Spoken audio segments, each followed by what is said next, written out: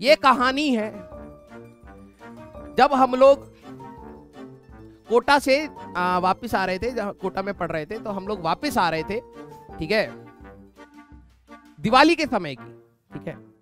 अब जो आप लोगों को अगर पता हो तो कोटा में दिवाली के समय 10-12 दिन की छुट्टियां मिलती हैं और सारे बच्चे बहुत खुश होते हैं घर जाने के लिए, ठीक है।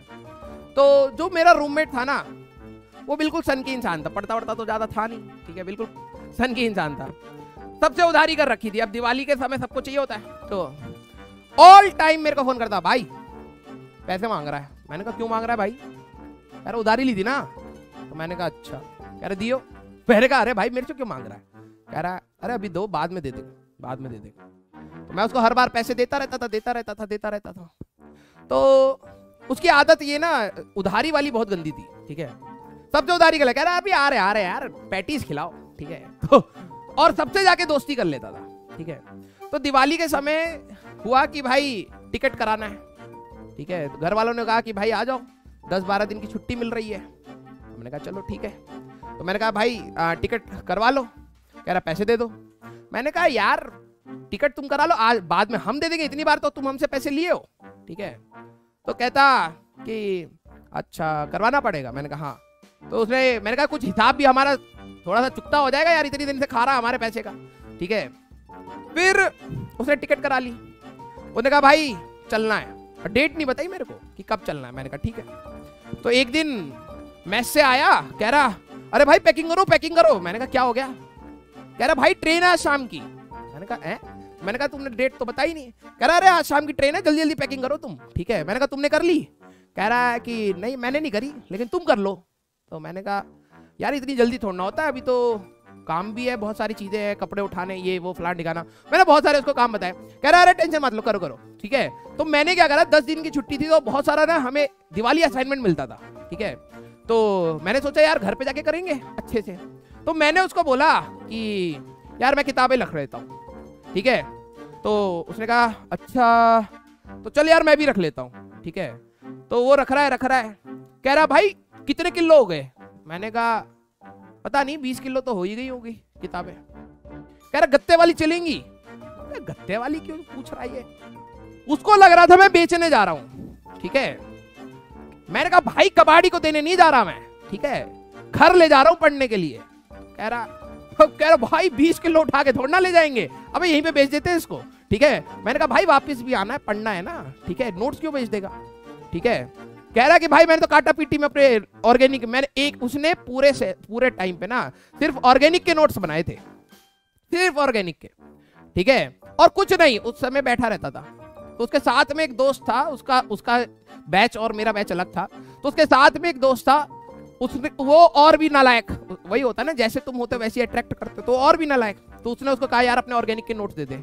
उसने कहा ना भाई मैं नहीं दे रहा। कह रहा काटा पीटी के गेम में अगर जीत जाएगा, ठीक है, मेरे से, और मेरा दोस्त देख किस पे कह रहा है, कह रहा मैं काटा पीटी का चैंपियन हूँ। काटा पीटी के गेम में, वो काटा पीटी पता नहीं ये वाला गेम, ऐसे करके 0-0 क्रॉस काटा पीटी, ठीक है। कह रहा मैं काटा पीटी के उसमें चैंपियन हूँ, तू दोस्त है तो मना नहीं कर रहा, लेकिन अगर तूने मेरे को काटा पीटी में हरा दे तो नोट्स ले जाइयो। तो हार गया भाई साहब, नोट्स देने पड़े। तो उसके बाद सिर्फ एक ही नोट्स की कॉपी थी, ठीक है, हाँ, वो भी विशाल नाम लिखा हुआ था। मैंने कहा ये विशाल गया, तब उसने बताया यार काटा पीटी में हार गया मैं अपने नोट्स। मैंने कहा वाह बेटा वाह, क्या तेज इंसान हो तुम, ठीक है। तो हम लोगों ने सामान पैक किया, ठीक है, और भारी हो गया। तो कह रहा भाई पक्का बेचना नहीं है, बहुत रद्दी है। मैंने कहा रद्दी नहीं है भाई, ये नोट्स है, ठीक है। तो उसने भी अपने भर लिए, मेरे को देखा देखी, क्योंकि लालच तो होता है ना, अरे भाई वो नोट्स लेके जा रहा है, पढ़ेगा घर पे और मैं नहीं पढ़ूंगा। तो मैंने कहा भर ले। कह रहा चले ठीक है, पढ़े लिखे ना, लेकिन घर वालों को ये तो लगेगा कि भाई नोट्स तो बनाया भाई ने, ठीक है। मैंने कहा हाँ चलो घर वाले को दिखा देना। तो उसने सामान भर लिया। हम लोग गए रेलवे स्टेशन, ठीक है, कोटा के रेलवे स्टेशन। जैसे ही एंटर करे तो वहां पे ट्रेन का फर्स्ट प्लेटफॉर्म था, ठीक है। तो हम लोग फर्स्ट प्लेटफॉर्म पे गए, ट्रेन आने वाली थी और इतना भारी सामान यार। तो मैंने कहा यार कि, और उस समय ना ये जैसे कौन सी बोगी कहाँ लगती वो डेट वो देते नहीं थे, ठीक है। तो मैंने कहा पूछ ले भाई बोगी कहाँ लगेगी। तो गया, कह रहा बोगी वहां लगेगी। मैंने कहा चलो ठीक है। तो हम लोगों ने अपना बैग, अपनी बुक्स के कार्टन वो घिसटा के किसी तरीके से पहुंचाए। कूली कौन करेगा भाई, पैसे लग जाएंगे, इतना भारी सामान है, ठीक है। पहुंचे, ट्रेन आई, आ रही है आ रही है आ रही है, इंजन दिख रहा है इंजन दिख रहा है, और हमारे तक पहुंची ही नहीं ट्रेन, पहली इंजन रुक गया। कह रहा ये तो बॉनी ट्रेन है यार हमारे तक तो आई नहीं। मैंने कहा अबे बॉनी नहीं है, हो सकता है थोड़ा पहले ही रोक दी होगी, हमारी तो सीट पीछे होगी, चलो भागो। तो हमने अपना इतना भारी सामान उठाया, हम दोनों भागने लगे। अब समझना क्या हुआ, जो हमारे पास ये रेलवे स्टेशन था ना, ट्रेन ऐसे लगी और हम लोग यहां कहीं खड़े थे, ठीक है। उन्होंने कहा एसी कोच आगे लगेगा, ट्रेन का इंजन यहीं रुक गया यार। हम दोनों भागे भागे, क्योंकि हमें लगा कि शायद थोड़ी देर के लिए खड़ी रहेगी। हम दोनों भागे भागे आखिरी तक पहुंच गए, सारे S1 S2 S3 सारे जनरल बोगी आखिरी। वो कह रहा भाई लगता हम इतनी तेज दौड़े पीछे छूट गया होगा वापस चलो। हम दोनों गधे के जैसे मुड़ के वापस सामान लेके वापस भागे। हमने पूरी ट्रेन नाप दी, बोगी नहीं है यार। हमने ट्रेन चेक करी है, ट्रेन भी वही है, इसी में ही जाना है, ठीक है। और इतना भारी सामान था, दिवाली के समय हल्की हल्की ठंड होती तो हमने थोड़े से वो कपड़े पहने थे ठंड वाले, लेकिन इतना सामान लेके भाग रहे थे तो गर्मी हो गई, पसीना आ गया। और स्टेशन में कोई भागा दौड़ी थी नहीं उतनी। यहाँ पे एक बुढ़े से अंकल थे और महिला मित्र कह सकते हो आप, वो ये पूरा मामला देख रहे थे। हम दोनों गधे के जैसे भाग रहे हैं, ठीक है। फिर मैंने कहा, जब हम लोग वापस आ गए, मैंने कहा यार भाई ट्रेन निकल जाएगी, घर जाना बहुत जरूरी है दिवाली में, नहीं तो दिवाली खराब हो जाएगी। मैंने कहा दोबारा चलो। हम लोग दोबारा चेक करने के चक्कर में भागे अपना सामान लेके। मैंने कहा आखिरी तक पहुंच गए। मैंने कहा भाई अब नहीं है। मैंने कहा जनरल बोगी में चढ़ जा भाई, अंदर अंदर चल लेंगे। हमने वैसी जनरल बोगी भरा पड़ा, हमने अपना सामान उठा उठा के फेंका, ठीक है। देखा जनरल बोगी दोनों साइड से बंद होती है उस दिन पता लगा जनरल बोगी। हमने देखा यार दोनों साइड ही बंद है यार, ये तो सामान कैसे लेंगे, और अगला स्टेशन बहुत दूर है, तब तक तो भछड़ में बैठना पड़ेगा। फिर हम लोगों ने सामान बाहर फेंकना स्टार्ट किया, ठीक है। फिर फेंका अपना काटन पाटन जो भी किताब था, फिर लेके हम लोग दूसरे वाले कोच में चढ़ गए, ठीक है। उसके जस्ट एडजस्टेंट वाले उस कोच में चढ़ गए। फिर हमने कहा कि यार ट्रेन रुकी हुई है अभी स्टेशन पे, अभी भी मौका है, देख लेते क्या पता आगे हो। तो मेरा दोस्त कहता यार नहीं तो हम क्या करेंगे, आखिरी वाले इस वाले डब्बे में चढ़ जाएंगे, ठीक है। मैंने कहा ठीक है। तो हम लोग बिल्कुल टाइट हालत में, पसीना आ रहा है, हम लोग गधों के जैसे फिर से सामान निकाला, भागे भागे आगे के साइड जाने लगे। ये वाले अंकल कहते अरे बेटा क्या हो गया। मैंने कहा अंकल हमारा बोगी नहीं मिल रहा है, ठीक है। अंकल कह रहे दिल्ली जाओगे। हमने कहा हाँ। कह रहे कि हम भी दिल्ली जाएंगे। मैंने कहा तो अंकल इसी ट्रेन से जाओगे आप। कह रहे हाँ। तो मैंने कहा अंकल हमारा तो बोगी लगाया ही नहीं यार इन लोगों ने, अभी ट्रेन चल जाएगी। अंकल कहते ये ट्रेन यहाँ पे 1 घंटे के लिए खड़ी रहेगी, पहली बात। और दूसरी बात, ये भी इंजन जाएगा 15 मिनट बाद, एसी के इंजन लगेंगे और यहीं पे लगेंगे, ठीक है।